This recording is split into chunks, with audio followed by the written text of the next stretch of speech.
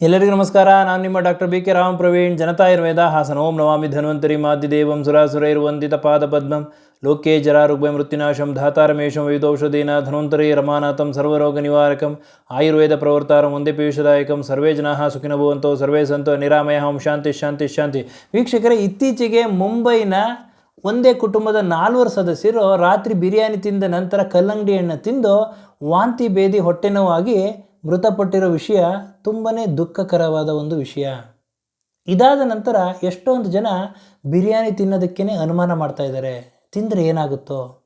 ಕಲ್ಲಂಗಡಿ ಹಣ್ಣು ತಿನ್ನೋದಕ್ಕೆ ಅನುಮಾನ ಮಾಡ್ತಾ ಇದ್ದಾರೆ, ತಿಂದರೆ ಏನಾಗುತ್ತೋ ಅಂತ ಒಂದು ಆತಂಕದಲ್ಲಿದ್ದಾರೆ. ಬೇಸಿಗೆಗಾಲ ಹಾಗೂ ಕಲ್ಲಂಗಡಿ ಹಣ್ಣು ತಿನ್ನಬೇಕು ಅಂತಂದರೆ ಅವರು ಅನುಮಾನ ಮಾಡ್ತಿದ್ದಾರೆ. ಹೀಗಾಗಿ ಇದಕ್ಕೆ ಕಾರಣ ಏನಿರಬಹುದು ಅನ್ನೋದನ್ನು ಇವತ್ತಿನ ಒಂದು ಸಂಚಿಕೆಯಲ್ಲಿ ತಿಳ್ಕೊಳ್ಳೋಣ. ಬಿರಿಯಾನಿ ತಿಂದ ನಂತರ ಕಲ್ಲಂಗಡಿ ಹಣ್ಣು ತಿಂದರೆ ಸಾವು ಆಗುತ್ತೆ ಅನ್ನೋದಕ್ಕೆ ಯಾವುದೇ ಒಂದು ಪುರಾವೆ, ಸಾಕ್ಷಿ, ಎವಿಡೆನ್ಸ್ ಇಲ್ಲ. ಆಯುರ್ವೇದದಲ್ಲಿ ಕೇವಲ ಕಾಯಿಲೆಗೆ ಔಷಧಿ ಕೊಡೋದು ಮಾತ್ರ ಆಯುರ್ವೇದ ಅಲ್ಲ. ಆಯುರ್ವೇದದಲ್ಲಿ ಒಂದು ಜೀವನ ಶೈಲಿ. ಆಯುರ್ವೇದ ಅಂದರೆ ಇದೊಂದು ಲೈಫ್ ಸೈನ್ಸ್. ಇದರಲ್ಲಿ ನಮ್ಮ ಆಚಾರ್ಯ ಋಷಿಮುನಿಗಳು ಎಲ್ಲ ವಿಷಯಗಳನ್ನು ಹೇಳಿದ್ದಾರೆ. ಪ್ರಮುಖವಾಗಿ ಆಹಾರ ಯಾವ ರೀತಿ ಇರಬೇಕು, ನಮ್ಮ ಜೀವನ ಶೈಲಿ ಯಾವ ರೀತಿ ಇರಬೇಕು, ಕಾಯಿಲೆ ಬಂದಾಗ ಯಾವ ರೀತಿ ನಾವು ಔಷಧಿಗಳನ್ನು ತಗೋಬೇಕು, ಇವೆಲ್ಲ ಒಂದು ವಿಷಯವನ್ನು ಸವಿವರವಾಗಿ ತಿಳಿಸ್ಕೊಟ್ಟಿದ್ದಾರೆ.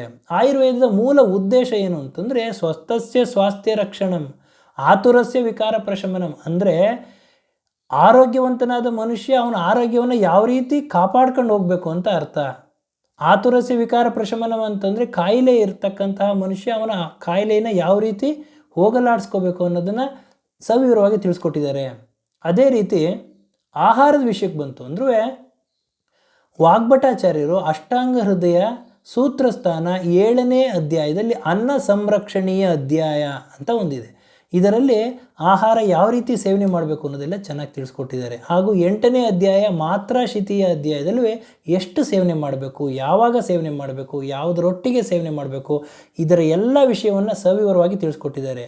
ಯಾವಾಗ ಇದರಲ್ಲಿ ಏರುಪೇರಾಗುತ್ತೋ ನಮ್ಮ ದೇಹದಲ್ಲಿ ಆಹಾರವೇ ಕೆಲವೊಂದು ಸಮಯ ಅದು ವಿಷವಾಗಿ ಪರಿವರ್ತನೆ ಆಗ್ತದೆ. ಇವತ್ತಿನ ಈ ಒಂದು ಸಂಚಿಕೆಯಲ್ಲಿ ಈ ಒಂದು ಮುಂಬೈಯಲ್ಲಿ ಆಗಿರತಕ್ಕಂಥ ಒಂದು ಘಟನೆ, ಒಂದೇ ಕುಟುಂಬದ 4 ಸದಸ್ಯರು ಬಿರಿಯಾನಿ ತಿಂದ ನಂತರ ಕಲ್ಲಂಗಡಿ ಹಣ್ಣು ತಿಂದಿದ್ದಾರೆ. ತಕ್ಷಣ ನಂತರ ಅವರು ಹಾಸ್ಪಿಟ್ಲಿಗೆ ಹೋಗಿದ್ದಾರೆ. ಅವರಿಗೆ ಚಿಕಿತ್ಸೆ ಫಲಕಾರಿಯಾಗದಲ್ಲೇ ಸಾವನ್ನಪ್ಪಿದ್ದಾರೆ. ಇದಕ್ಕೆ ಕಾರಣ ಏನಿರಬಹುದು ಅಂತನ ಇವತ್ತಿನ ಒಂದು ಸಂಚಿಕೆಯಲ್ಲಿ ತಮಗೆ ತಿಳಿಸ್ಕೊಡ್ತೀನಿ. ಬಿರಿಯಾನಿ ವಿಷಯಕ್ಕೆ ಬಂತು ಅಂದರೆ ಬಿರಿಯಾನಿಯಲ್ಲಿ ಇದೊಂದು ಉಷ್ಣಾಂಶ ಜಾಸ್ತಿ ಇರ್ತಕ್ಕಂಥ ಆಹಾರ. ಇದರ ಜೊತೆಗೆ ಇದರಲ್ಲಿ ಮಸಾಲೆಯುಕ್ತ ಆಹಾರ, ಹೆಚ್ಚಿನ ಮಸಾಲೆ ಹಾಕಿರ್ತಾರೆ, ಜಿಡ್ಡಿನಂಶ ಇರ್ತದೆ, ತೈಲ ಇರ್ತದೆ, ಮಾಂಸಾಹಾರ ಇರ್ತದೆ. ಇದೆಲ್ಲದ ಒಂದು ಹೆವಿ ಫುಡ್. ಇದೊಂದು ಹೆವಿ ಫುಡ್ಡಾಗಿ ಆಹಾರನ ಸೇವನೆ ಮಾಡಿರ್ತಾರೆ.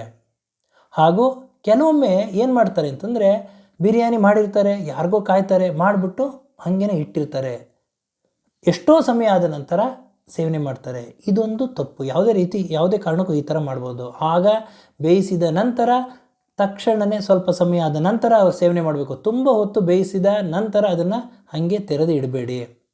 ಎರಡನೇದು ಏನು ಮಾಡ್ತಾರೆ ಅಂತಂದರೆ ಬೇಯಿಸಿರ್ತಾರೆ, ತುಂಬ ಹೊತ್ತು ಹೊರಗಡೆ ಇಟ್ಟಿರ್ತಾರೆ. ಅದು ಆರೋದ ನಂತರ, ತಣ್ಣಗಾದ ನಂತರ ಮೇಲಿಂದ ಮೇಲೆ ಬೇಯಿಸ್ತಾರೆ. ಇದು ಒಂದು ತಪ್ಪು ಅವರು ಮಾಡ್ತಕ್ಕಂಥದ್ದು. ಇದರಿಂದ ಹಲವಾರು ಸಮಸ್ಯೆಗಳು ಉದ್ಭವ ಆಗ್ಬೋದು. ಇನ್ನು ತೆರೆದಿಟ್ಟಿದ್ದಾಗ ಹಲವಾರು ಬ್ಯಾಕ್ಟೀರಿಯಾಗಳು ಇದರಲ್ಲಿ ಸೇರ್ಕೋಬಹುದು. ಹಾಗೂ ಕೆಲವೊಮ್ಮೆ ಏನು ಮಾಡ್ತಾರೆ, ಈ ಬಿರಿಯಾನಿ ಸೇವನೆ ಮಾಡಬೇಕಾದ್ರೆ ಅದಕ್ಕೆ ರಾಯ್ತ ಅಥವಾ ಯಾವುದಾರ ಒಂದು ಸಲಾಡ್ಗಳನ್ನ ಅದನ್ನು ಜೊತೆ ಸೇವನೆ ಮಾಡೋದಿಲ್ಲ, ಹಾಗೇ ಸೇವನೆ ಮಾಡ್ತಾರೆ. ಇದೊಂದು ಸಮಸ್ಯೆ ಆಗುವ ಸಾಧ್ಯತೆಗಳಿರ್ತದೆ. ಹಾಗೂ ಈ ಒಂದು ಬಿರಿಯಾನಿ ತಿಂದ ನಂತರ ಕನಿಷ್ಠ ಅಂದರೆ 1 ಅವರ್ ಅಥವಾ ಒಂದು 60 ನಿಮಿಷ, 1-1.5 ಗಂಟೆ ಆದ ನಂತರ ಬೇರೆ ಆಹಾರವನ್ನು ಸೇವನೆ ಮಾಡಬೇಕಾಗ್ತದೆ. ಯಾಕೆಂದರೆ ಇದು ಹೆವಿ ಫುಡ್ ಇರ್ತದೆ. ಹಾಗೂ ಈ ಬಿರಿಯಾನಿ ಸೇವನೆ ಮಾಡಿದ ನಂತರ ತಕ್ಷಣ ಮಲಗಬಾರ್ದು. ಯಾವುದೇ ಕಾರಣಕ್ಕೂ ತಕ್ಷಣವೇ ಅವರು ಮಲಗಬಾರ್ದು. ಸ್ವಲ್ಪ ಊಟ ಆದ ನಂತರ ಮಲಗಕ್ಕೂ ಊಟದ ಒಂದು ಸಮಯಕ್ಕೂ ಕನಿಷ್ಠ 2 ಗಂಟೆಗಳ ಕಾಲ ಗ್ಯಾಪ್ ಇರಬೇಕಾಗ್ತದೆ. ಇನ್ನು ಕಲ್ಲಂಗಡಿ ಹಣ್ಣು ವಿಷಯಕ್ಕೆ ಬಂತು ಅಂದರೆ ಕಲ್ಲಂಗಡಿ ಹಣ್ಣಲ್ಲಿ ಇವಾಗ ಏನೇನು ಅವ್ರಿಗೆ ಅನುಮಾನ ಬರ್ತಾಯಿದೆ ಅಂದರೆ ಕಲ್ಲಂಗಡಿ ಹಣ್ಣಿಗೆ ಯಾವುದಾದ್ರು ಕೆಮಿಕಲ್ನ ಇಂಜೆಕ್ಟ್ ಮಾಡಿದ್ದಾರಾ, ಅಥವಾ ಅದು ಕಲರ್ ಬರೋದಕ್ಕೆ, ಟೇಸ್ಟ್ ಬರೋದಕ್ಕೆ, ಸಿಹಿ ಜಾಸ್ತಿ ಆಗೋದಕ್ಕೆ ಏನಾದರೂ ಅದಕ್ಕೆ ಔಷಧಿಗಳನ್ನ ಹಾಕಿದ್ದಾರಾ, ಇದರಿಂದ ಏನಾದರೂ ಸಾವಾಗಿದೆಯಾ ಅಂತ ಅವರ ಒಂದು ಅನುಮಾನ ಇದೆ.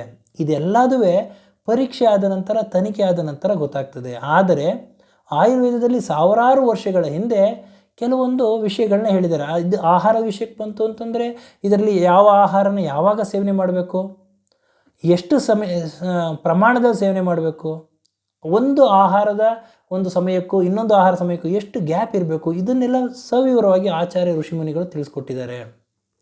ಹಿಂದಿನ ಆಹಾರ ಜೀರ್ಣ ಆದ ನಂತರವೇ ಮುಂದಿನ ಆಹಾರ ಸೇವನೆ ಮಾಡಬೇಕಾಗ್ತದೆ.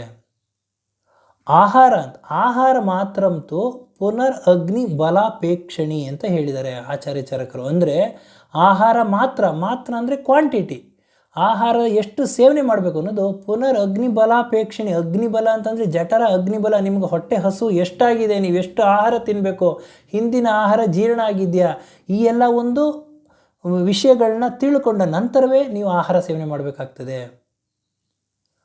ಇದಕ್ಕೆ ಜೀರ್ಣ ಆಹಾರ, ಹಂಗಾರೆ ಜೀರ್ಣ ಆಗಿರೋದು ನಮ್ಗೆ ಯಾವ ರೀತಿ ಗೊತ್ತಾಗ್ತದೆ? ಹಿಂದಿನ ಆಹಾರ ನಾವು ತಿಂದಿರೋದು ಜೀರ್ಣ ಆಗೋದು ಕೆಲವೊಂದು ಲಕ್ಷಣಗಳು, ಸೂಚನೆಗಳು, ಚಿಹ್ನೆಗಳು ತೋರಿಸ್ಬೇಕಲ್ವ? ಯಾವ ರೀತಿ ಗೊತ್ತಾಗ್ತದೆ ಅಂತಂದರೆ ಅದಕ್ಕೆ ಅವರು ಸವಿವರವಾಗಿ ತಿಳಿಸ್ಕೊಟ್ಟಿದ್ದಾರೆ.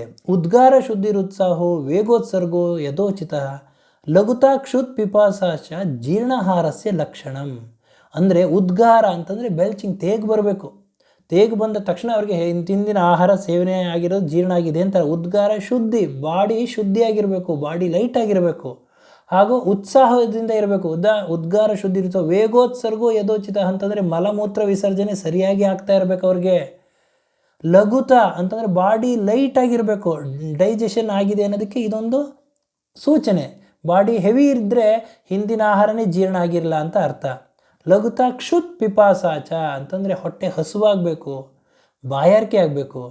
ಈ ಎಲ್ಲ ಒಂದು ಲಕ್ಷಣಗಳು ಕಾಣಿಸ್ಕೊಳ್ತು ಅಂದರೆ ಜೀರ್ಣಾಹಾರಸ್ಯ ಲಕ್ಷಣ. ಅಂದರೆ ಹಿಂದಿನ ಆಹಾರ, ನೀವು ಮಧ್ಯಾಹ್ನ ಊಟ ಮಾಡಿದ್ದು, ಬೆಳಗ್ಗೆ ತಿಂಡಿ ತಿಂದಿದ್ದು, ಈ ಆಹಾರ ಜೀರ್ಣ ಆಗಿದೆ ಅನ್ನೋದಕ್ಕೆ ನಿಮಗೆ ಒಂದು ಸೂಚನೆಗಳು ನಿಮ್ಮ ದೇಹದಲ್ಲೇ ನಿಮಗೆ ತೋರಿಸ್ತದೆ. ಇದನ್ನು ಮಾಡ್ದಲೇ ಅವರು ಮೇಲಿಂದ ಮೇಲೆ ಆಹಾರ ಎಲ್ಲೋ ಹೊರಗಡೆ ಹೋಗಿರ್ತಾರೆ, ಅಲ್ಲಿ ಯಾವ ರೀತಿ ಆಹಾರ ಇರ್ತದೋ, ಯಾವ ಆಯಿಲ್ ಹಾಕಿರ್ತಾರೋ, ಅದು ಕರೆಕ್ಟಾಗಿ ಮಾಡಿರೋದಿಲ್ವೋ, ಅದು ಪದೇ ಪದೇ ಬೇಯಿಸಿರ್ತಾರೋ, ಅಥವಾ ಹೊರಗಡೆ ತೆಗೆದಿಟ್ಟಿರ್ತಾರೋ, ಅಥವಾ ಏನು ಒಂದು ಈ ಎಲ್ಲ ರೀತಿ ಅವರಿಗೆ ಆಗಿರ್ತದೋ ಅದನ್ನು ಅವರು ಹೆಚ್ಚಾಗಿ ಅವರ ಅವಶ್ಯಕತೆಗೂ ಹೆಚ್ಚಾಗಿ ಅವರು ಕಂಠಪೂರ್ತಿ ಯಾವಾಗ ಸೇವನೆ ಮಾಡ್ತಾರೆ, ತದನಂತರ ಅವರು ತಕ್ಷಣ ಯಾವಾಗ ನಿದ್ದೆ ಹೋಗ್ತಾರೆ. ಈ ಥರ ಒಂದು ಸಂದರ್ಭಗಳಲ್ಲಿ ಕೆಲವೊಮ್ಮೆ ಡೈಜೆಷನ್ನಲ್ಲಿ, ಮೆಟಬಾಲಿಸಮಲ್ಲಿ ಅಂತಂದರೆ ಜೀರ್ಣಕ್ರಿಯೆಯಲ್ಲಿ ಹಾಗೂ ಅದು ಸಮಸ್ಯೆ ಆಗುವ ಸಾಧ್ಯತೆಗಳಿರ್ತದೆ. ಹಾಗಾಗಿ ಈ ಒಂದು ಮುಂಬೈ ಪ್ರಕರಣ ಅವರ ಆಹಾರ ಯಾವ ರೀತಿ ಸೇವನೆ ಮಾಡಿದ್ದಾರೆ, ಯಾವುದ್ರ ಜೊತೆ ಸೇವನೆ ಮಾಡಿದ್ದಾರೆ, ಹಿಂದಿನ ಆಹಾರ ಜೀರ್ಣ ಆಹಾರ ಹಿಂದೆ ಯಾವಾಗ ಆಹಾರ ಸೇವನೆ ಮಾಡಿದ್ರು, ಮಧ್ಯಾಹ್ನನೋ ಬೆಳಗಿನ ಏನು ಆಹಾರ ಸೇವನೆ ಮಾಡಿದ್ದು ಅದು ಜೀರ್ಣ ಆಗಿದ್ದ ನಂತರ ಈ ಆಹಾರ ಸೇವನೆ ಮಾಡಿದ್ದಾರಾ, ಅಥವಾ ಇದರ ಊಟ ಆದ ನಂತರ ತಕ್ಷಣವೇ ಅವರು ಈ ಥರ ಎಲ್ಲ ಅವರಿಗೆ ಸಮಸ್ಯೆ ಆಯಿತು ಅಂತಂದರೆ ಇದಕ್ಕೆ ಕಾರಣಗಳೇನು, ಇವೆಲ್ಲದು ಒಂದು ತನಿಖೆ ಆದ ನಂತರ ಗೊತ್ತಾಗ್ತದೆ. ಆದರೆ ಒಂದಂತೂ ಸತ್ಯ, ಆಯುರ್ವೇದದಲ್ಲಿ ಹೇಳಿರತಕ್ಕಂತಹ ವಿಷಯ ಆಹಾರ ಸಂರಕ್ಷಣೀಯ, ಅನ್ನ ಸಂರಕ್ಷಣೀಯ ಅಧ್ಯಾಯದಲ್ಲಿ ಆಹಾರವನ್ನು ಎಷ್ಟು ಸೇವನೆ ಮಾಡಬೇಕು, ಯಾವ ಸಮಯದಲ್ಲಿ ಸೇವನೆ ಮಾಡಬೇಕು, ಹಾಗೂ ಯಾವುದರ ಜೊತೆ ಸೇವನೆ ಮಾಡಬೇಕು, ಇದೆಲ್ಲ ಬಹು ಮುಖ್ಯವಾಗಿ ಒಂದು ತುಂಬಾ ಪ್ರಮುಖ ಪಾತ್ರ ವಹಿಸ್ತದೆ ಅಂತ ಹೇಳ್ತಾ ಇವತ್ತಿನ ಒಂದು ಸಂಚಿಕೆಯನ್ನು ಮುಗಿಸ್ತಾ ಇದ್ದೀನಿ. ನನ್ನ ಈ ವಿಡಿಯೋ ತಮಗೆ ಇಷ್ಟವಾಗಿದ್ದಲ್ಲಿ ಲೈಕ್ ಮಾಡಿ, ಶೇರ್ ಮಾಡಿ, ಹಾಗೂ ನನ್ನ ಎಲ್ಲ ಮುಂದಿನ ವಿಡಿಯೋಗಳಿಗಾಗಿ ಸಬ್ಸ್ಕ್ರೈಬ್ ಮಾಡಿ. ಧನ್ಯವಾದಗಳು.